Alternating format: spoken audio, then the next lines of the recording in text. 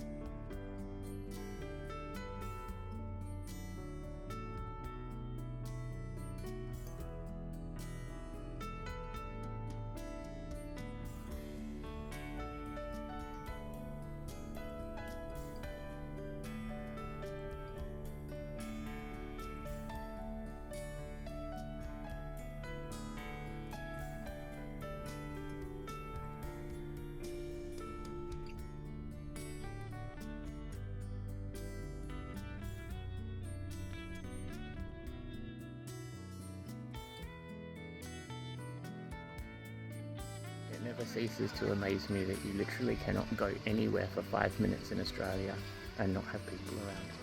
Literally, we got here and within 30 seconds, 2 4-wheel drives show up.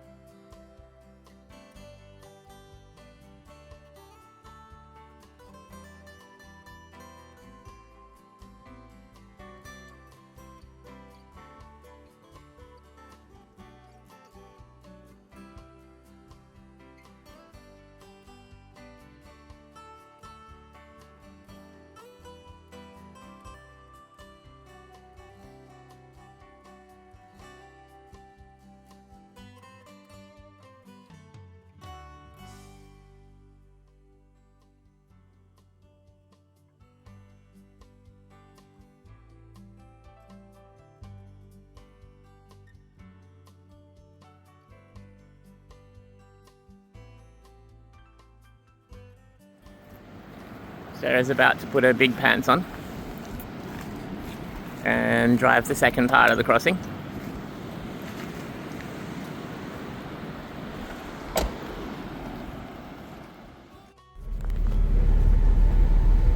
Are we a bit stressed, babe? Yes.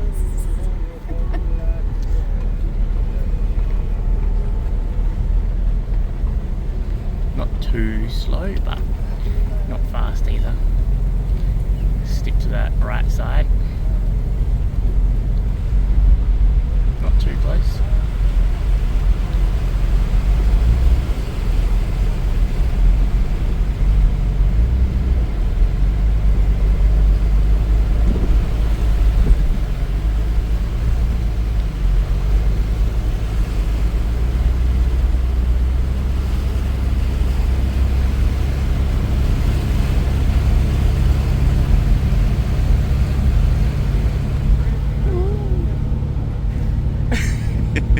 I'm not cut out for the big crossing. Get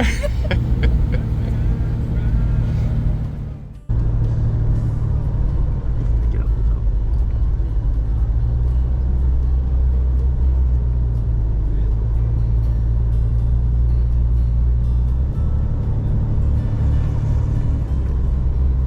That's those people, I think. Do it Yeah. back here.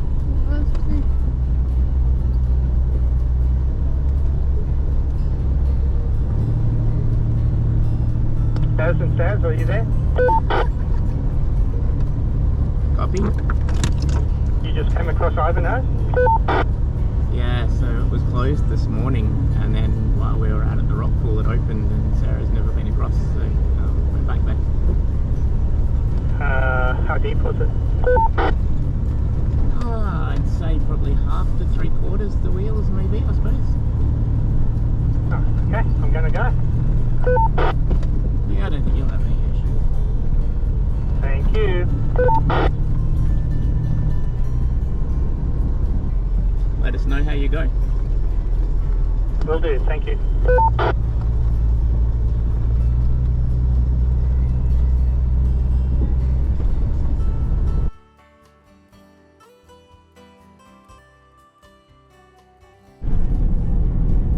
So all of this area used as a dump point, why do you have to actually use the road?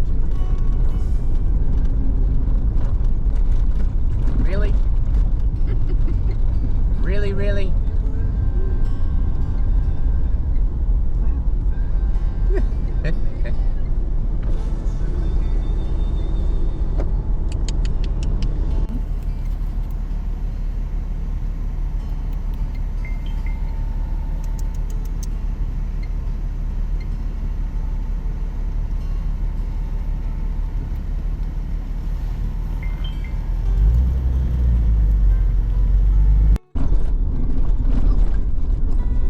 Let's all stop and have a drink.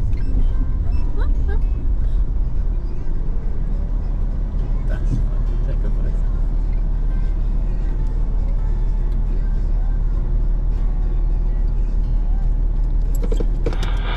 Just the radio on, Brian.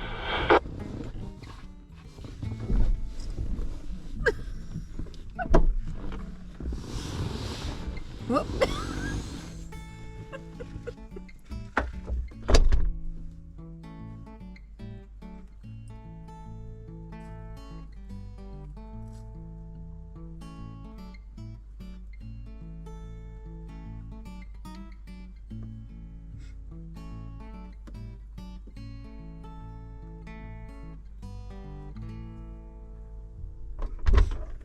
Apparently they're more scared of me than the car.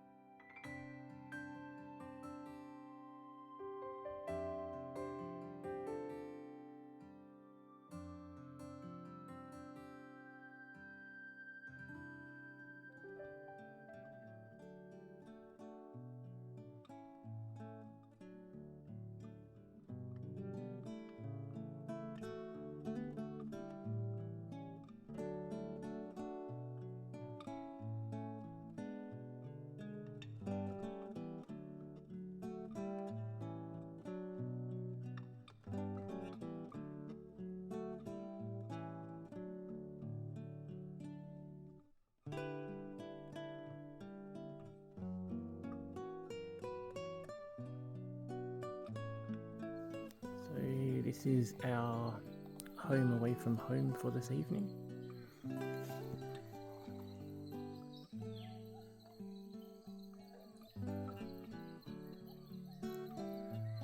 Our crocodile infested water.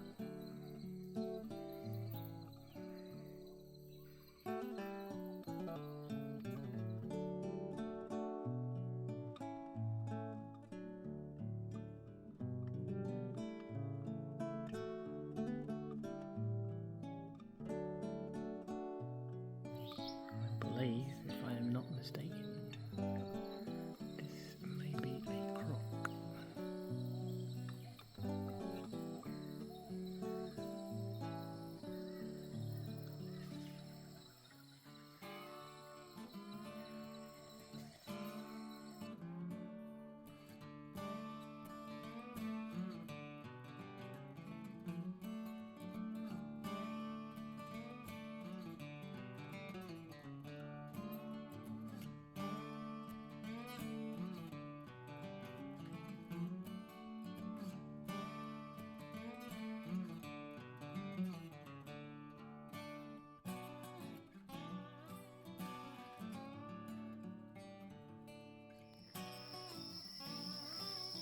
So I believe that this is croc number 2.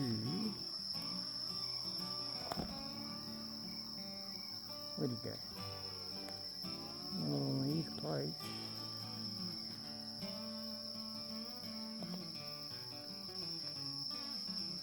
I'm hoping you'll be able to see this afterwards because he's right there in front of that stick.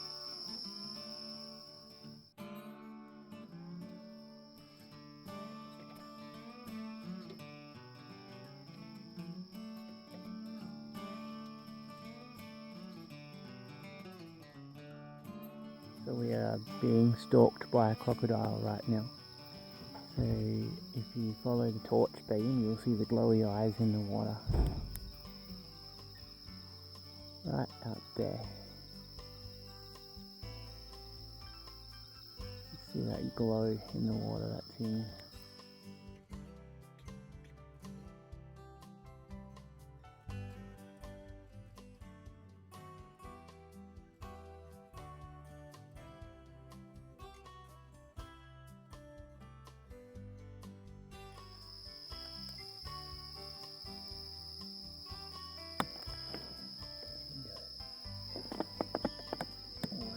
I can't see him. There he is.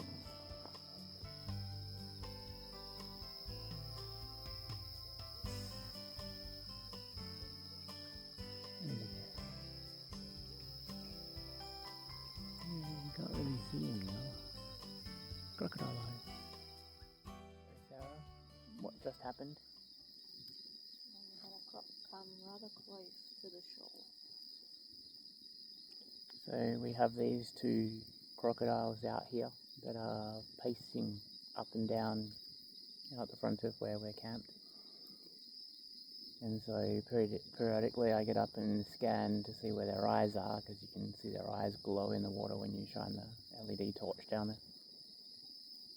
And so they've mainly been pacing up and down out sort of in the water. Apparently Darren finds that quite exciting. And so I've just got up and done a bit of a scan, and so there's all weed along the beach where we are here. And so I said during the day, you know, you'd be able to see the crocodile coming up to the beach because it's going to disturb the weeds as it comes in. And of course that's not the case at night, so I've got up and shined the torch, and yeah, this crocodile was right at the beach. It was still in the water, but it was right at the beach, ready to sort of come up the beach. And so for our trip last year, where I said I didn't like Sarah's definition of adventure, Sarah has decided she doesn't like my definition of excitement. Not at all. I think they're very different. Like, our adventures weren't life-threatening. This is life-threatening. It's like, obviously you've got to be very careful. I'm not sort of treating this frivolously, but yeah, it's not every day you have that experience in life. So Yeah, but you should also say that we are packed up and yeah, ready to take off. we're at any point. keeping the car all ready to go. So nothing's open, nothing's left out. Everything's packed away. The doors are not actually shut; they are just ajar. Yeah, I'll be climbing through your door. Yeah. Sarah's happy when there's a car between her and said crocodiles. So we're keeping everything ready so that we can just get in the car and potentially drive away if we need to, just in case. So yeah, we'll wait and see whether we wake up tomorrow morning and find a couple of crocodiles waiting outside the rooftop tent for us.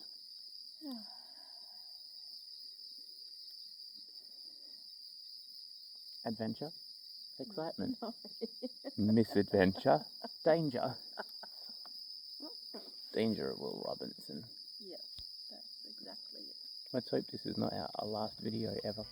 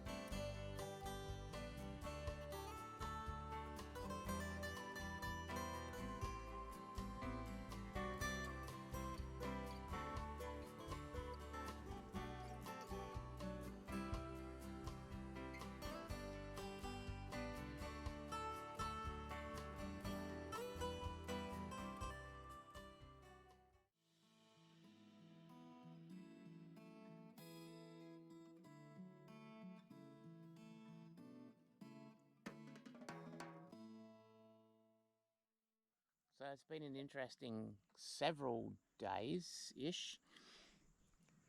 So we went across to the Northern Territory. As we left Kununurra, there was rain. We had 42 millimeters in Kununurra. What we didn't know was that Catherine had 200 millimeters. So by the time we got to Catherine Gorge or Nipmuc National Park had closed, which was absolutely devastating for me because on our last trip we unfortunately missed out on doing the canoeing in Catherine because all of our vehicle issues meant that we landed after our expected time. We landed in school holidays. All the canoes were booked out for the entire stay there, which was terribly distressing. So it was devastating to find out that we were going to miss out on that for a second time because, again, we can't stay here and wait for the water to fall, dissipate. So anyway, we continued on. We went to Mataranka and went to both Mataranka Hot Springs and Bitter Springs. We stayed at Bitter Springs. Bitter Springs was lovely. I did ask the guy to position us somewhere miles away from the nearest person, which worked with limited success, but it was a beautiful spot. Nice campsite. It was a really nice campsite, really loved it there. And so we went to Bitter Springs from there. Did several floats during the day. Unfortunately, none of them were very peaceful and quiet, but there you go. It's just me being a grumpy old man again. So anyway, unfortunately, we found out on that night that our end game, the Southern Lost City, was also shut which again was very disappointing for us. That was like the end game of our trip. The furthest extent of our trip was going to be Southern Lost City. Keep talking. Bear with. Sarah's spotting crocodiles. I'm wondering if it's the Jabiru. So that was the end of that. We sort of thought, oh, maybe on the way back we'll catch up with Edith Falls, which we didn't do last time. Again, closed due to that excessive rain that they had. So unfortunately, that was pretty much the end of the Northern Territory for us. So on the way back, we stopped in at Jasper Gorge. It was on our map to stop at, but I guess we hadn't necessarily specifically planned to go there. Again, surprised. That was beautiful. You go in there and you're surrounded by the cliff faces of the gorge. Beautiful spot. Neither of us were very happy with the campsite.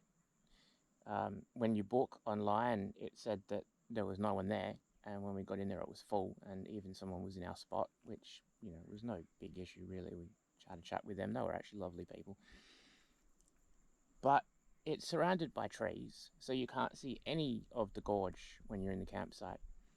The campsite looks like it's set up for people with tents, because there's like a little bay where you park your car and there's all bollards, and then you might set your tent up on the grass. But for people that have caravans, camper trailers, rooftops, you know, you've got a parking bay, and it's not even level. Even the people that were in the spot that we booked, you know, had to have leveling blocks out under their car to get things level. So yeah, wasn't super stoked with the campsite, and so we ended up finding another place to wiggle our way into the bush, which was lovely.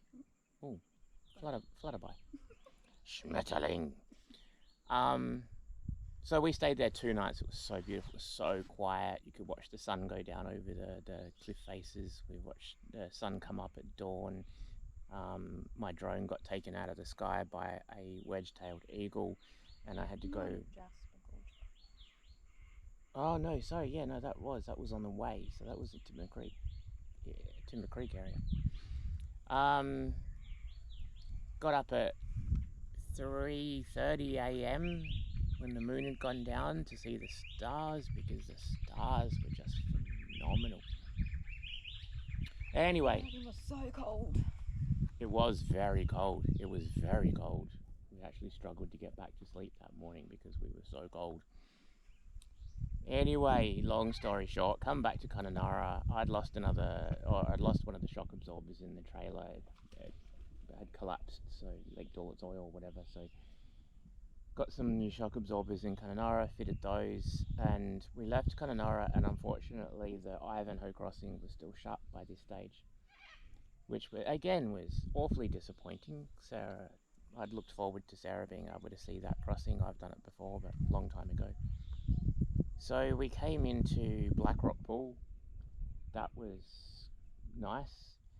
Again, I struggle with the idea that you wiggle your way into this place through river crossings, all sorts. We weren't there. Honestly, we didn't get 30 seconds. And another couple of four-wheel drives rocked up and people talking, whatever. And then they left and we're like, oh, great. And honestly, literally, as they went out, someone else came in. You're like, how? You honestly, 5 minutes. Anyway, they left and we had a bit of time there, which was good. There was a little four-wheel drive access track to the next, well, from that waterfall through to Black Rock Pool was a four-wheel drive access track. High lift, big sign, high lift, four-wheel drive access only. So we went up there and I had a beautiful moment where I just appreciated having installed lockers in my car, because there was that sort of dugout where people have had difficulty, and there's a dig out. Turned the locker on and just literally with the trailer walked it up. It was great. Anyway, at Black Rock Pool we still had service, and in the process of that figured out that Ivanhoe had opened. So I was stoked about that. So we backtracked a little bit just to go across the Ivanhoe Crossing. So we went across the Ivanhoe Crossing. Sarah wasn't brave enough to take the big one, but There was a lot of water flowing, and like the little bit that I did, or the like from. so there's two parts to the crossing. There's the big main one, and there's a shorter one just further up from it. Yeah, so the little one I did, I could feel the water pressing against the car and the trailer, and it was enough for me to appreciate the force of the power of water. So I decided, no, I don't feel quite 100% confident enough to do the second part, the big crossing. There's just too much at stake, and I'm like, nope, didn't want to risk it, so I let Darren do it. So we came out of there. At least Sarah got to do the shorter one, so she had a bit of experience at that, which was good. And it was funny because as we came out of there, people came the other way who we'd seen on the road before. And it was our first shout out on the UHF radio for Daz and Saz. So, because they'd seen us come through and were curious about what the crossing was like. So we had a chat with them. Anyway, so we've trundled along up Parry Creek Road. And we came across this little spot by the river, which is magnificent. Absolutely beautiful. And decided we were going to stay the night here. And I took the drone for a flight up the river to see if there was any crocs, and sure enough there's a couple of crocs on the beach up there. I'm like, okay, so we have to be a bit careful here. And so we, sorry, this is a pretty long wrap up, I know, but we set up campfire last night, set the chairs up quite a way back from the water to be safe. And every once in a while I'd get up and scan just to see, and yeah, sure enough, there's these two goggly eyes, as in two separate crocodiles, just pacing up and down the water out there in front of us last night. And we're like, oh, okay, that's interesting. So anyway, we're sitting having our dinner by the fire or whatever, and every once in a while I'd get up and come out and shine the torch just to see where things are at, make sure they're not sneaking up on us. And yeah, lo and behold, so just down in front of us here, you've got this section where it's all weedy. So it's kind of hard for a croc to sort of like sneak up on you as such, because they've got to drag all this weed with them as they come. But there's a small one in there. And so I've got up and I've shone my torch around. Sure enough, there's a couple of eyes out there in the water. Next thing, there's these eyes right at the water's edge under the weed here, like almost with its nose out of the water to come up the embankment. I'm like, holy dooly, okay. When I shine the torch on him, he sort of like backed himself back into the water. So, yeah, it was quite I say exciting. Sarah doesn't like my definition of exciting there. Much like I didn't like her definition of adventure last time. So, yeah, just had to continually sort of like do a scan, be aware of where they all were. So we went to bed last night and we had everything set up ready to leave, because we thought, I was sort of thinking if the crocs decide when it's quiet to come up on the beach or whatever, you know, we need to be ready to go. So we had everything packed away, whole campsite was packed away, keys in the car, didn't even shut the doors to the car, just pushed them closed so that we didn't have to even open them to get in the car if we needed to be. But I was ready to hold on to the roof tent while Darren was driving out. Sarah was all prepped to sort of collapse the tent down on herself while I drive out. Don't know how I was supposed to get to the car, but anyway, interesting thing, because, you know, as is the case for me now, having to get up and go to the toilet at night or whatever, so about 1 o'clock in the morning I need to go to the toilet, and so I'm like doing a bit of a check, make sure nothing's walked up on the beach.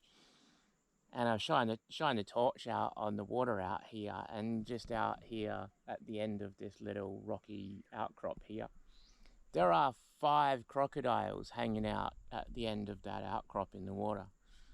5 crocodiles. And I'm just like, oh, that's a little bit uncomfortable. I'm having to jump off the trailer and go, geez, I hope one's not parked itself underneath the trailer or underneath the car.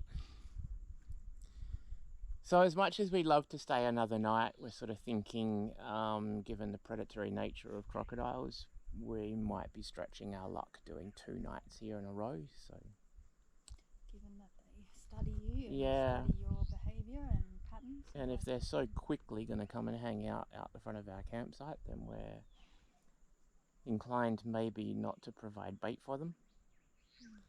So we're going to move tonight. We've extended our stay this morning just because it's so beautiful, but we will continue on this evening. We've seen a few crocs on the other side of the Yeah, river, on the banks. there's been a freshie, a very large freshie over the other side there this morning, who was least impressed with my drone. So yeah. Anyway, we will continue on. With our exciting adventures. So I think we're potentially going to reach Wyndham today, depending if we find another particularly beautiful spot between here and there. So, see you on the other side of Wyndham, probably.